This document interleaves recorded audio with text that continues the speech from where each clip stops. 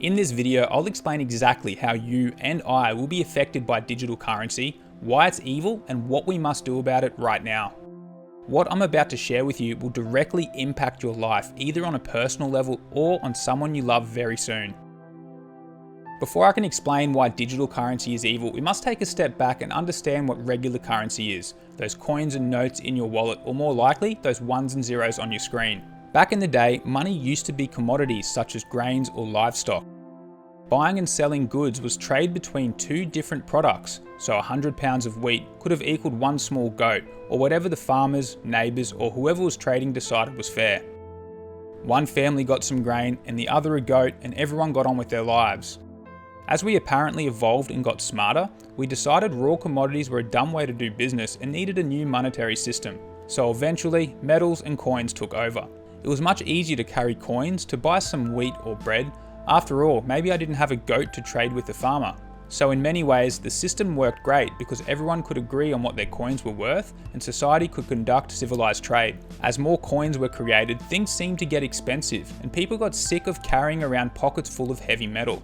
Not only that, con artists melted and shaved bits of metal off the coins and even created fakes and were able to cheat the system. It was just a matter of time before the trusted metal merchant said, "Don't worry, we have a solution. Take this paper certificate with our unique stamp. This paper is a promise that we'll give you your metal in exchange." They said this paper is as good as gold, so take it and use it for trade. Before long, the centralized goldsmiths and metal merchants gave out more paper promises than gold in their vaults. And just like the con artists could rip off the physical metal, they too could make fake copies of the metal merchants' paper promises and stamps. Everyone was furious, and rightfully so. Something had to be done. Those small centralized goldsmiths giving out paper money, what did they know? The bar was raised and the stakes went up. There was a solution. One big governing body said, "Hand over all of your gold, we'll look after it, and use our paper money. Trust us. You can redeem the paper for gold anytime." To take a step back, not everyone grows grains anymore. Their metal money is fake and paper money has become worthless. The centralized government money seemingly worked a treat for a time and they have the gold to back it all up. Whew, that was a close call before. That small scale centralization, those gold merchants and metal merchants really jeopardized business and put families at risk. Thank God that's over. Big centralization saved the day, but all of a sudden there was a huge threat and war broke out. That was expensive. For our safety, the centralized decision makers spent all of the money, more than the value of their gold. Spending more money than gold in their vault. Hasn't something like this happened before? Lucky there's another solution. For everyone's safety, they said, the paper money we've given you, just keep using it. You don't need any gold to back it up. We'll print some more money, but you keep working hard and give us an extra slice of the action. Not much, just a few more %.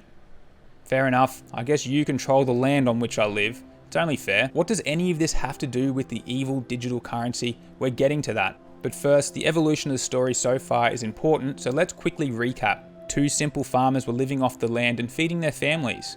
There were new ways of doing business with different types of money. Centralization, money creation, fraudsters, and a failed system of the small goldsmiths and merchants came next.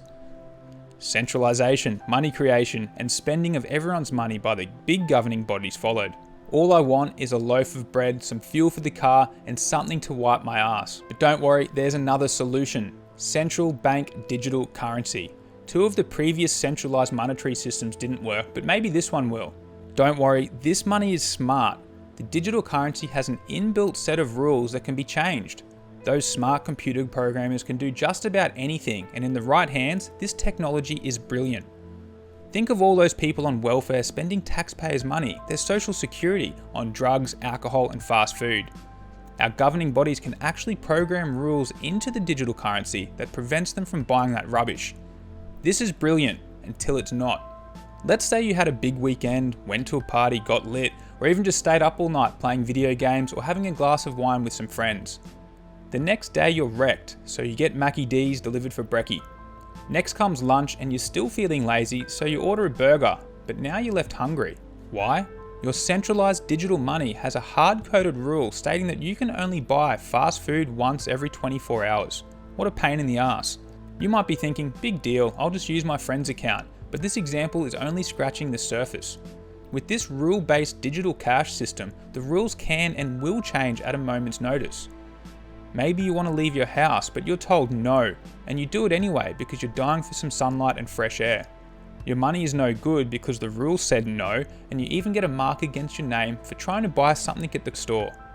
You might think this is ridiculous and will never happen, but we've had a lot of firsts in our lifetime over the last couple of years.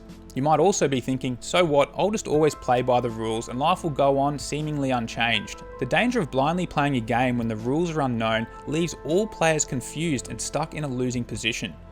If you've scratched your head over the last couple of years and wondered what are the rules of the situation we find ourselves in, be it traveling, going out for a meal, or going to a funeral, you're not alone. It's like we blinked and woke up on a different planet. Property prices have gone up the equivalent of a few years' worth of the average salary.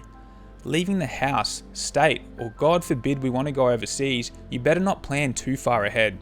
Most people need a second job to fuel their car, and expecting to find everything on your shopping list at the store is a thing of the past. Blinking again could be dangerous. We started this story with two farmers trying to feed their families, and now we find ourselves in a game with unknown and ever-changing rules. Implementation of CBDCs is going to take this game to the next level. I have a solution. Short of learning how to grow some food on your balcony, in the backyard, or teaching yourself how to fish, just be nice to your neighbour and calm with your friends who all of a sudden have a polar opposite view to yours. They are not your enemy. Centralization, governing controls and mandates are a threat even when we're told they're supposedly for our safety. Think twice before buying into a game when the rules are unknown and ever changing. Do your best to find common ground with those who surround you. And if centralization hasn't worked in the past, maybe decentralization will, and if you don't know what that is, then now is the time to learn. Wishing you love, health and happiness. Thank you.